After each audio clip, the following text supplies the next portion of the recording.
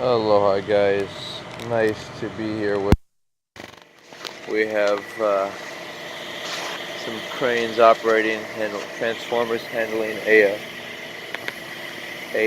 situation, and it just brings up different issues. Some that are complicated and hard to figure out what to do. Please excuse the limited lighting. I'm putting more emphasis, of course, on the audio here. You see them trying to get that done there. So, you have different aspects in society. You have the structural, functional, what do you call that? Just the systems that are necessary for a civilized society, like the police and fire and ambulance, and then in the military it gets into a gray area because the current military, who knows what type of agenda they're proliferating as far as global takeovers and spreading of under the premise of spreading democracy to just try to acquire natural resources like oil from different countries, so that should make people more conscious of wanting how much of a dependency on oil they're gonna have. It's just like asking, what type of products are you using? Are the products that you use, are they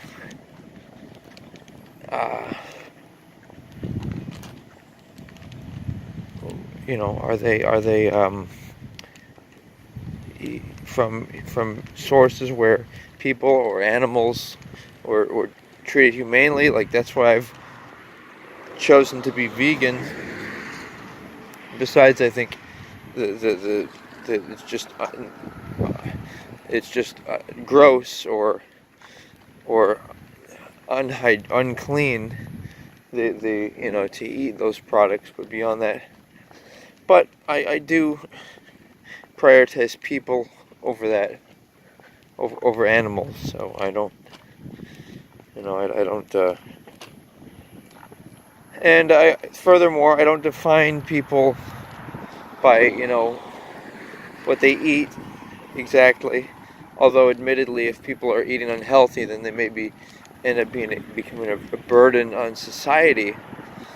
I feel like if people ate healthy and made efforts to be, in more in the direction of responsibility, not having children when you can't afford to, or you're not in a position to, mentally or physically, to have healthy children. It's just a transition, okay? And things like we may not be able to, or as an individual, you may, or I may not be able to do anything about these things, but we can go towards a more informed and truly democratic society where people's votes are actually, it's not just certain politicians who sell their soul for money. They may promise one thing, but they'll just try to get money while they're in office. That's really not that's not what I think anyone would want either.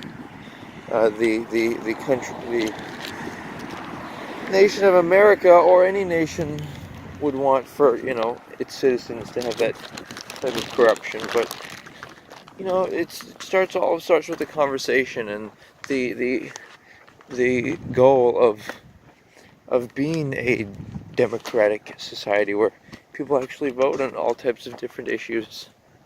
And with the hopes that the people who volunteer to serve and represent them, their council members and Congress people and Supreme Court justices and president they're all genuine people who really want to make a contribution and are not corruptible. And I think these people should be wealthy, okay, such that they are able to volunteer and serve some terms, and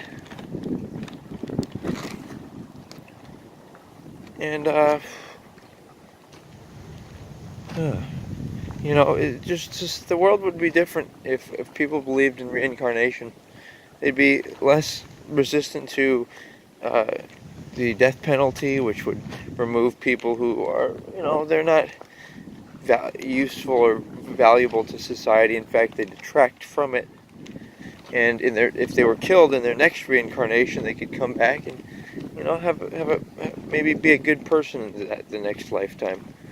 And the same goes with people who, instead of being a burden on caregivers and whatnot, and living a half-life existence of being at the whim of their caregivers and being not being able to enjoy their body not serving them. If they really believed in reincarnation, they could let go. I think that would be a nice thing. And encouraging people to at least feel good about this. And if you don't feel good, about it, then I wouldn't encourage humane suicide, or, as I say it, if the couple's married, I think the husband should humanely kill his wife's body in her sleep when they're older, and then that way she doesn't have to worry about him dying before her, or which is often the case, or she doesn't have to worry about committing suicide herself. And these are just, and like if someone is mentally handicapped, beyond being able to enjoy their life, then it's how is it fair to sustain their life with a caregiver? How is that a loving thing? Because they can't.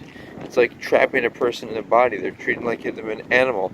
And the irony is, fucking people think it's humane to put their dog down, but they'll let their person suffer because they are afraid of death. In essence, they prefer living in a messed up body than just going to their next reincarnation. So that's just some sentiment there, leading me into more detail about life. Like, for example, I think there are two types of people out there. There are those who, believe in their dreams and their dream mate and the idea of marriage and a kind of a soulmate type of a thing. And then there are those who are more so inclined to objectify women or men, subjectify and live a more superficial existence that may involve bring children and a job, but there's actually there's no real substance to their life. There's no actual dream pursuits of their own interests, and it's only a superficial trying to impress other people. And I think that there are the certain type of people that are more objectifying, that I think they never got a chance to control their desires and activate their lower chakras. They're always depend on others, so they didn't really get a chance to look at themselves in the mirror and say, "Hey, this is me," and cultivate their interests and dreams and in whatever they want to value their lifestyle preferences. And so, that's the type of person who objectifies people. They talk about things like, they try to be competitive, and uh, they talk about things like breast size, penis size, and you know remember, it's not about the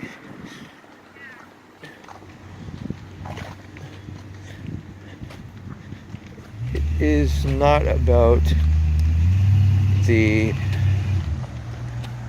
shall we say, the size of something. It's actually about its functionality and its appearance, whether it's attractive or not, whether somebody's willing to orally pleasure their spouse or not, and just a general encouragement to people to not let all types of things distract them from themselves and their dream mate. Just remember, you don't need fancy cars or any of that stuff to impress your dream mate, uh, and connect to them. You just need yourself. Just need yourself, and and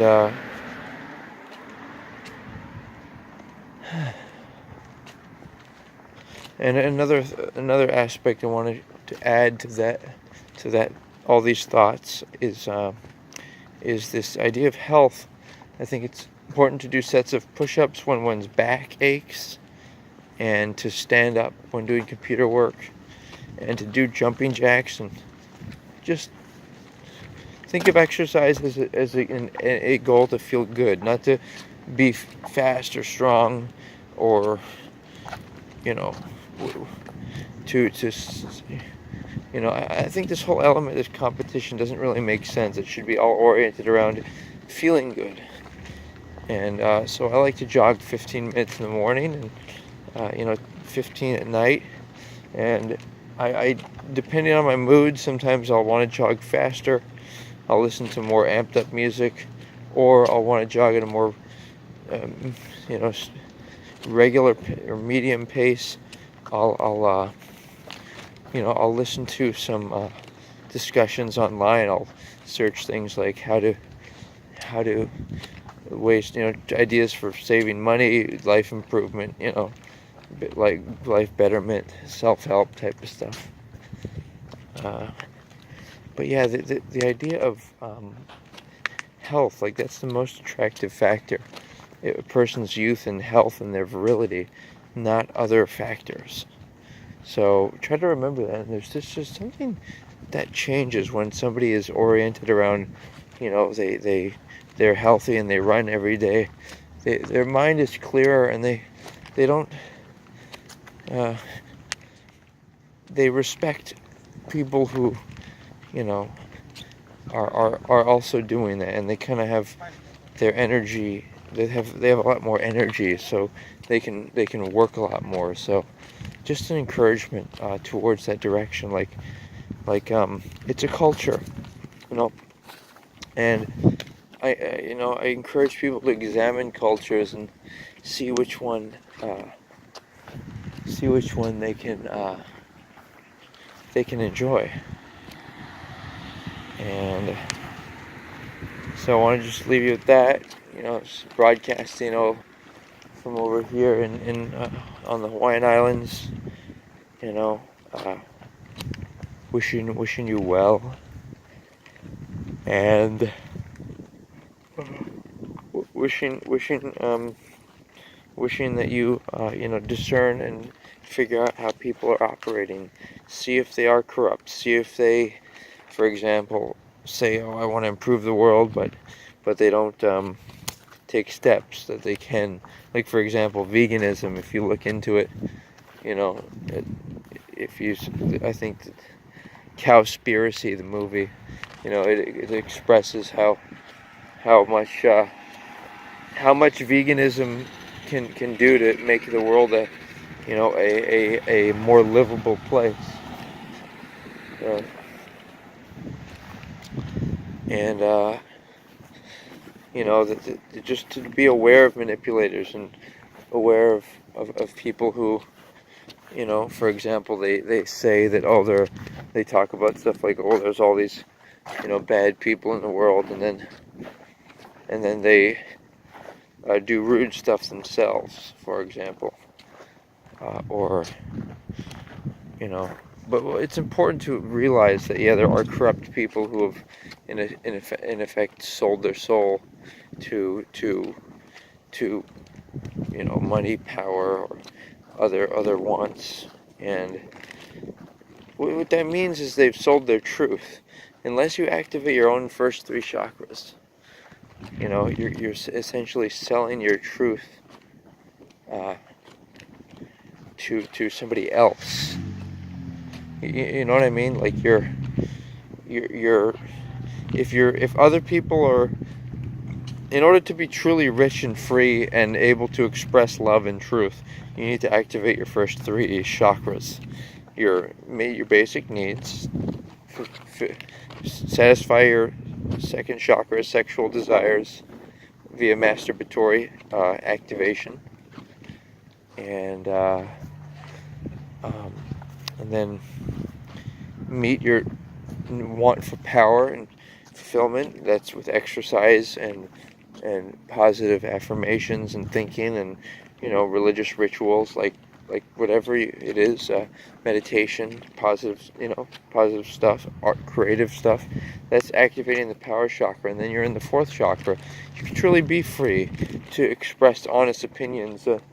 For example, somebody might say, I want to make the world better, but then they might not be specific, and that lack of specificity is a lack of doing something. Just the same, if you see what I mean, like if you say, I have a goal. If you say, I want to make things better, but you have to be specific. If you're just generic, then nothing happens. So, and if you have goals, you're less likely to be manipulated, or people try to take your time and energy. And remember, the thing that's behind all the trophies, like a fancy car, house, or vacation, or dinner, the stuff that's behind the money and everything, it's dedication.